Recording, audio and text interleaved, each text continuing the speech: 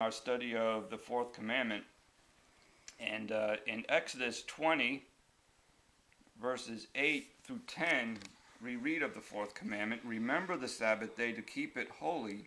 6 days shalt thou labor and do all thy work, but the seventh day is the Sabbath of the Lord thy God. In it thou shalt not do any work. And it should be noted that the Sabbath day today has been changed. All right, the first day of the week, which is Sunday, is actually the Sabbath day. There are those who want to deny that, but in Matthew 28:1, we see there that God changed the seventh day Sabbath to the first day Sabbath. And the first day is actually a day of work. All right, spiritual work. We have to do spiritual work on the Sunday Sabbath. All right, but right now, the point of this study is we're looking at the seventh day Sabbath, and we're going to find that although we don't observe the ordinance any longer of the seventh day Sabbath, the spiritual meaning of the seventh day Sabbath we still observe. All right, and that's what we're going to talk about, because as we start to talk about the Ten Commandments, we find that God is talking about the covenant. He's talking about the gospel, his plan of salvation. And so the fourth commandment is dealing with the gospel. And in the Old Testament, in the book of Numbers, chapter 15, verses 32 through 36, we read of a man who picked up sticks on the Sabbath day, right, and he was caught. Remember, God had commanded that they were not to do any work. Yeah. And this man picked up sticks on the Sabbath day. He violated the seventh day Sabbath. And God told Moses that he was to surely be put to death by stoning. And they stoned him. And so something very important must be in view about the fourth commandment, about keeping the Sabbath day holy. And God gives us a lot of information on this in Exodus 31.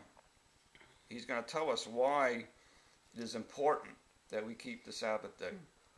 And chapter 31, verses 13 through 14, we read, Speak thou also unto the children of Israel, saying, My Sabbaths ye shall keep, for it is a sign between me and you and throughout your generations, that ye may know that I am Jehovah, that doth sanctify you.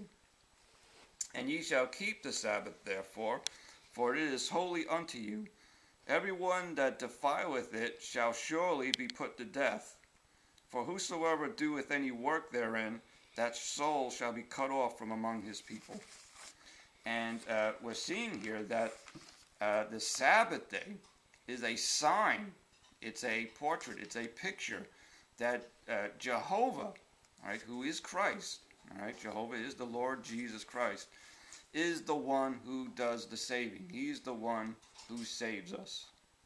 And if we try to do any work to become saved, if we're going to add to his work, then we are defiling his Sabbath. All right, we are defiling his rest. All right. And therefore, that's why that man was put to death, because he is a picture of someone who does a little work for his salvation. He is a picture of someone who contributed some effort on his part to become saved. And any gospel that teaches that you can add a little of your effort to become saved, that you have a participation in that, is a gospel that doesn't save. Right? And this is what God is warning us in the fourth commandment. Also in Exodus 31, 16, we read that the Sabbath is a perpetual covenant. In verse 17, God declares again, It is a sign between me and the children of Israel forever. For in 6 days the Lord made heaven and earth, and on the seventh day he rested and was refreshed.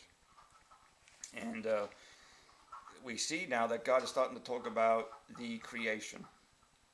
All right? God has given one of the reasons for keeping the Sabbath day because he rested on the seventh day. In Hebrews 4, 9 through 10, God declares to us, there remaineth therefore a rest to the people of God, for he that entered into his rest, he also hath ceased from his own work, as God did from his. You see that?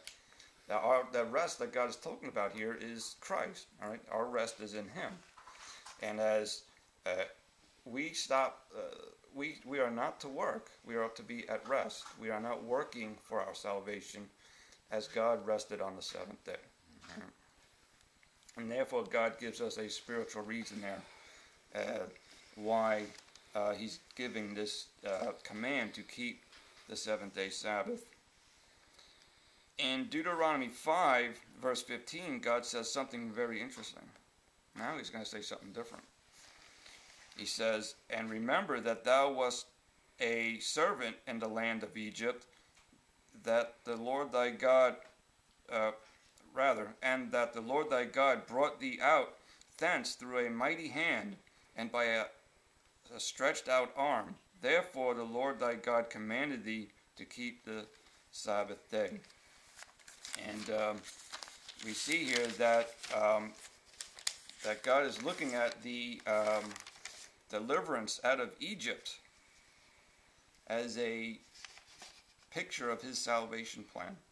And throughout the Bible, God does use his deliverance out of Egypt as a picture of redemption. All right, and so therefore we see how the fourth commandment identifies with the fact that we do not work for our salvation. It was all of God. He is the one who does the saving.